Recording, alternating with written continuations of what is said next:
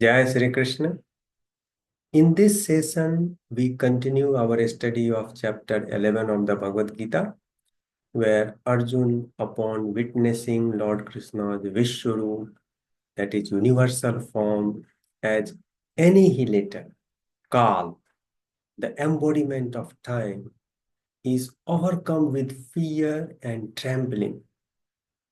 He realizes that he is merely an instrument of the divine will, as destiny has already been ordained. So, in the universal form, Arjun sees uh, Kauravas, Bhishma, Drona, all entering into the blazing mouth of Lord Krishna. So, Lord Krishna tells that they are already dead. You are just an instrument, and you will be called for reason for their death, whereas they are already dead. So, now Sanjay extends his narration to King Dhritarashtra and he tells Sanjay Uvach Etachritva vachanam keshavasya kritanjalirvepamanah kiriti namaskritva bhuya evaha krishnam sagadgadam bhitah pranamya. Hearing these words from Krishna, that I am Kaal, I am the annihilator, the crowned warrior, that is, Arjun. So Sanjay addresses uh, Arjun as crowned warrior, stood trembling with folded hands. Overwhelmed with fear, he bowed once again before Krishna, and with a choked voice, he spoke with deep reverence. So what does he say? Arjun says, Arjun Uvach Sthane Rishikesh तव प्रकृत्या जगत् प्रहर्ष्यत् यनुरज्यते च रक्षांसि भीतानि दिशो द्रवन्ति सर्वे नमस्यन्ति च सिद्धसङ्घाः. Arjun addresses Lord Krishna as Rishikesh, means the controller of the senses. He says, O Rishikesh, it is the only right that the universe rejoices and delights in glorifying you. So that is the devotion. So devotional acts are rejoicing. That's what Arjuna is revealing. The celestial beings bow before you in devotion, while the demons, terrified, flee in all directions. Kasmaccha tena nameran mahatman gariyase brahmanopyadikarte anant devesh jagannivasa tvamaksharam sad sattat param yat. Arjun further says, why should they not bow down before you? You are the greater even than Brahma. So in our mythology, Brahma has very high place. Okay, he is the oldest and he is supposed to be the creator, the original creator. Arjun says, you are even greater than Brahma. Then he further addresses Krishna as Lord of Lords. He says, you are the refuge of the universe.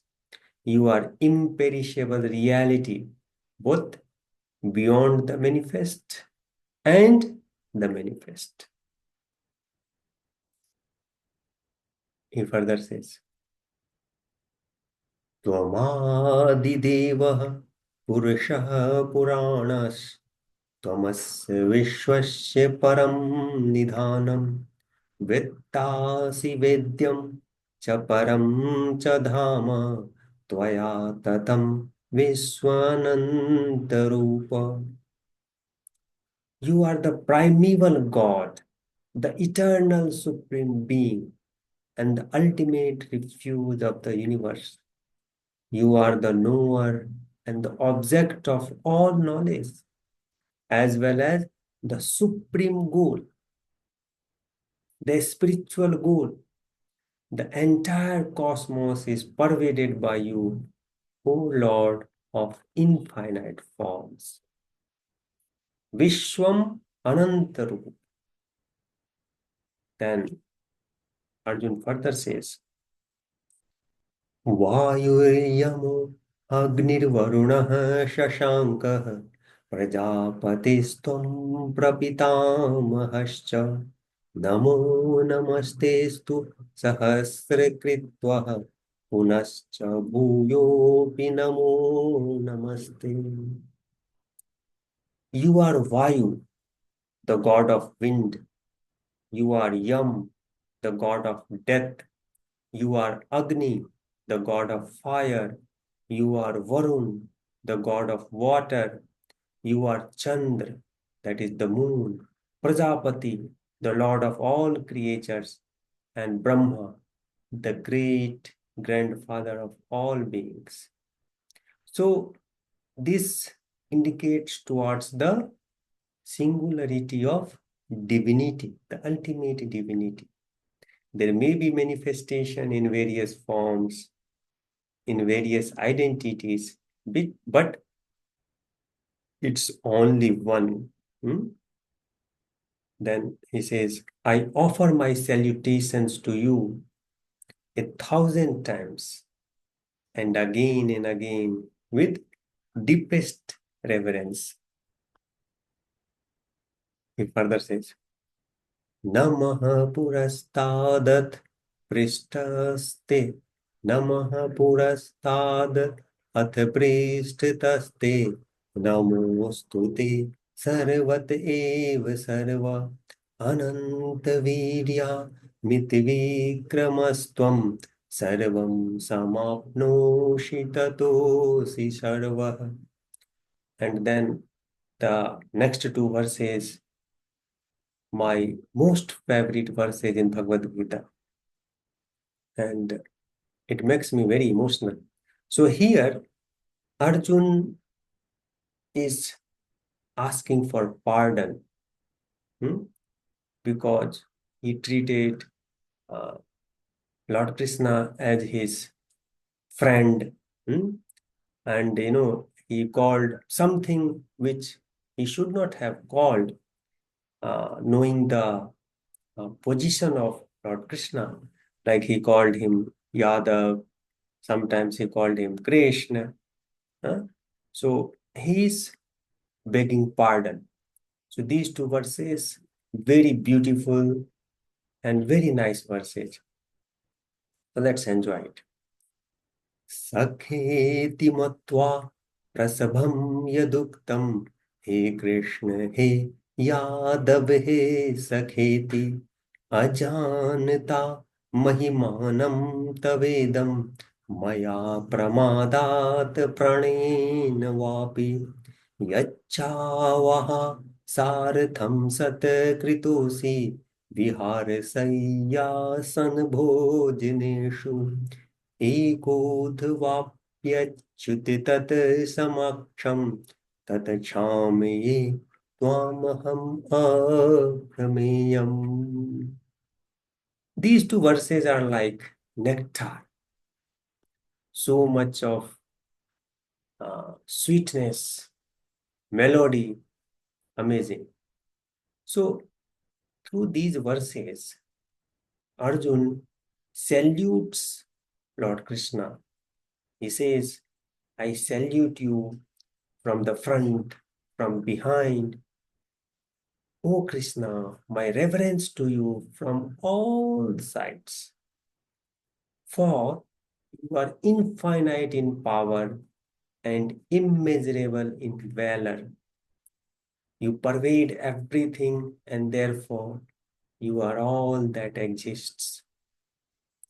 O Krishna, O Yadav, O my dear friend, thinking of you as just a companion, I have rashly spoken to you in casual ways. So sometimes I addressed you as Yadav, sometimes I addressed you as Krishna, dear friend, and all those things, unaware of your divine greatness, whether out of carelessness or affection. I have addressed you irreverently. So for this, Lord Arjuna is begging pardon. So he says, whatever disrespect I may have shown to you in jest, in play, while resting, sitting, or eating, either alone or in presence of others, O Achyut, I seek your forgiveness, and for you are immeasurable supreme being. So now I realize that the way I treated you was not worth your position, was not worth your status. So please forgive me. Arjuna further says, and these verses are very beautiful verses. पितासि लोकस्य चराचरस्य त्वमस्य पूज्यश्च गुरुर्गरीयान् न त्वत्समोऽस्त्यभ्यधिकः कुतन्यो लोकत्रयप्यप्रतिं प्रभावः तस्मात् प्रणम्य प्रणिधाय कायं प्रसादये त्वाम् प्रसादये त्वामहमीशमीड्यं पितेव पुत्रस्य सखेव सख्युः प्रियः प्रियायार्हसि देव सोढुम् अदृष्टपूर्वं हर्षितोऽस्मि दृष्ट्वा भयेन च प्रव्यथितं मनो मे तदेव मे दर्शे देवरूपं प्रसीद देवेश जगन्निवास किरीटिनं गदिनं चक्रहस्तम् इच्छामि त्वां द्रष्टुमहं तथैव तेनैव रूपेण चतुर्भुजेन सहस्रबाहो भव विश्वमूर्ते. Arjun says, you are the father of this entire universe, of both the moving and the non-moving. Meaning, you are the source of moving, non-moving, living being, non-living being. You are the most worshipable and the greatest teacher, mentor. No one is equal to you, and you can there be anyone, or how can there be anyone greater than you? O Lord of incomparable power across all these worlds. So this is the vibhuti, that is glory of Lord Krishna. Power, prosperity, opulence, everything is there. So therefore, bowing down and prostrating my body before you, Arjuna says, Pranammi Shirshadevam, O Supreme Lord, I seek your forgiveness. Just as a father forgives his son, a friend forgives a friend, and a beloved forgives their dearest one. O Divine One, please bear with my faults and forgive me. Amazing. O Lord, having seen this never before seen form, Arjun, in Mahabharata, it's known to have seen the universal form of Lord Krishna, the Vishnu, which no one else could see. Okay, so that's what Arjuna is telling. Having seen this never before seen form, I am filled with both joy and fear. My mind trembles in anxiety. Please reveal to me once again your familiar divine form, the form which is very attractive, which is very pleasing, which is soothing, which is comforting. O Lord of gods, O shelter of universe, be merciful unto me. Then at last Arjun says, O thousand-armed universal Lord, I wish to see you again in your four-armed form. In your four-armed form, which is very attractive, hmm, which is very pleasing, comforting. And these arms are adorned with mace, that is gada and chakra. And in this form, Lord Krishna is wearing crown. So Arjuna is telling, please assume that form once more, once again. So in this session, we saw or we realized the glory, the opulence of Lord Krishna to Arjuna. Amazing. And yes, we will continue with the remaining verses. I think we have around 9 or 10 more verses left in this chapter. We will cover those verses in our upcoming session. So keep watching. Thank you very much and hope you enjoyed the melody, the beauty of the verses in this chapter. Thank you very much.